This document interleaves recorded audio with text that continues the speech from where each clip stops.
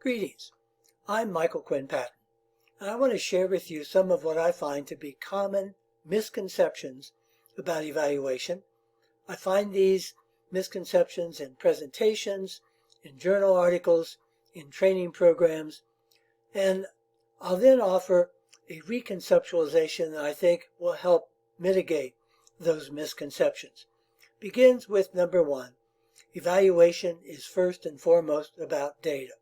Certainly data is important, accurate, valid, reliable, relevant data, but the main definition of evaluation, the one offered by Scriven, says that evaluation is the process of determining the merit, worth, and value of things, and evaluations are the products of that process. It doesn't mention data. It emphasizes that evaluation is first and foremost about making judgments. It's a judgment process, which brings us to the second misconception, that evaluation is first and foremost about judgment.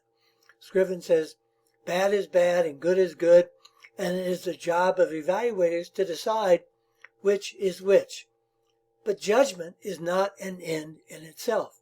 Those judgments are meant to be used to make decisions.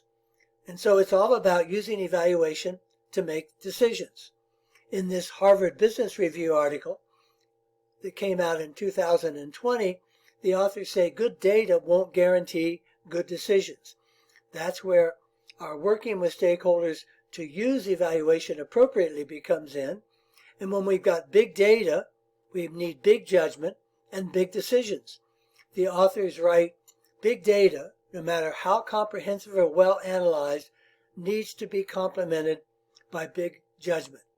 They go on to say evaluation can be useless, even harmful, unless employees can incorporate that data into complex decision making, which then suggests that big data leads to big judgments, leads to big decisions, which brings us to the third misconception, that evaluation is first and foremost about decisions. Those decisions depend upon what questions get asked, whether the questions that the evaluation generates data for are the appropriate questions. And so there's a lot of emphasis on beginning evaluation with questions, which brings us to the fourth misconception, that evaluation is first and foremost about questions.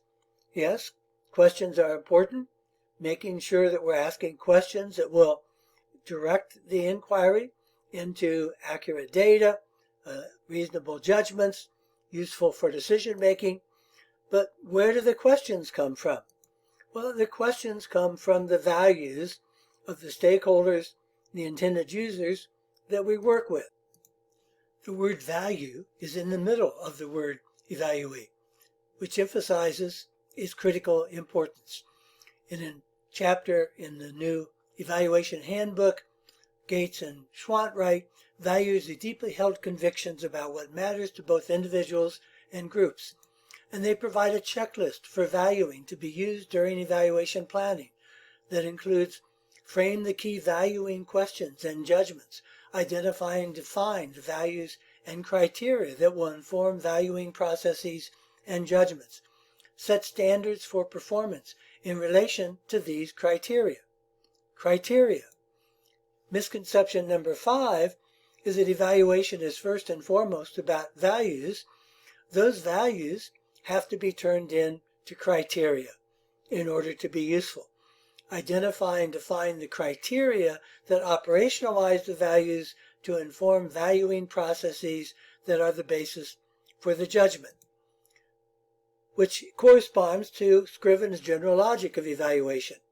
Making an evaluative judgment involves establishing criteria of the merit of the evaluand, constructing standards for the criteria, measuring performance of the evaluand against the criteria.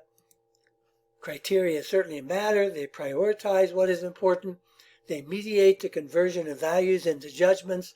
Without criteria, there can be no judgment, which brings us to an article just published in the journal Evaluation and Program Planning by Tisdale, Strausser, Moore, and Graham on evaluative criteria in practice.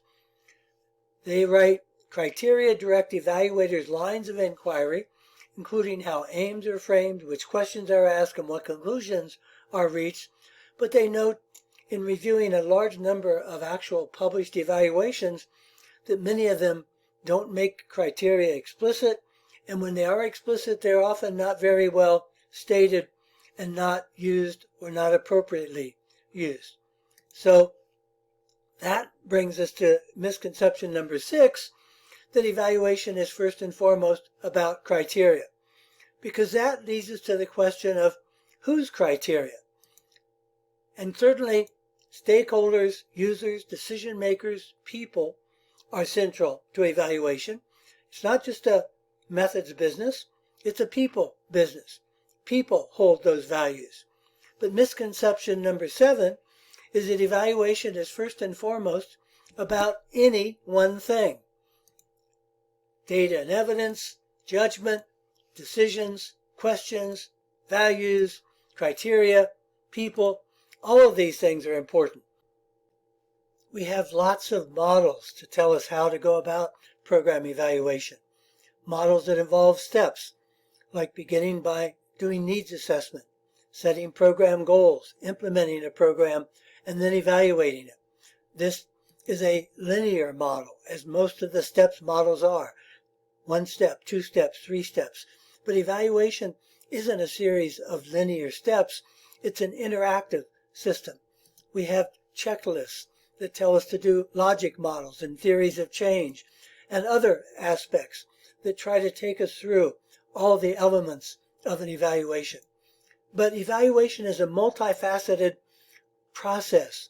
It's a multifaceted dynamic system that involves multiple dimensions. No single dimension is first and foremost most important. Think about a car. It's not that any one element is important. The fuel injection system is important. The steering system is important. The brake system is important. You need all of those systems to function and to function together to have a drivable and effective car. The same is true for evaluation, which brings us then to the reconceptualization I want to offer about these misconceptions. And that is to move away from trying to identify anything as the most important or to focus on one particular feature of evaluation without taking into account the overall system, and to keep those elements in the context of evaluation as a complex dynamic system that involves methods, data design and data collection that is affected by the characteristics of the evaluator, purpose and intended uses, users' characteristics, context and situation factors, and characteristics of the thing that's being evaluated. All of these elements go together to make up a complex dynamic system. In a separate video, I will go into how each of these elements is made up of subsystems and subsystems of subsystems that together make a whole, a holistic, comprehensive approach to evaluation that includes the thing being evaluated, the user's characteristics, the purpose and intended uses of the evaluation, attends to methods, measures, design, evaluation processes, situation and context, and of course the characteristics of the evaluator. These consist of and make up a complex dynamic evaluation system. The nature of the program or intervention being evaluated and the situational circumstances within which the evaluation occurs sets the context for identifying interested stakeholders and primary intended users and determining the evaluation's purpose and intended uses, which together frame evaluation priority questions, methods, and processes in alignment with the evaluator's capabilities, capacities, expertise, values, and approaches. All of these elements then go together. These factors in combination, interdependence, interaction, and mutual reinforcement combine to generate the complex dynamic system. In classic systems framing, the whole is greater than the sum of the parts, and the optimal functioning of each part is dependent on the optimal integration and integrated functioning of the whole. And so these 6 interconnected subsystems dynamically interacting constitute the complex dynamic evaluation system. And they encompass the judgments that have to be made, the data, the values, the criteria, the interactions among the people, the evaluator, and the stakeholders, the intended users, to make up this interdependent system that is the complex dynamic nature of evaluation, not simply a linear set of steps, not simply a checklist, no single factor that's most important, but a integrated, complex, dynamic system. That's the kind of evaluation that I've experienced. That's how I've come to think about it. And that's what I offer you to consider in your own evaluation work.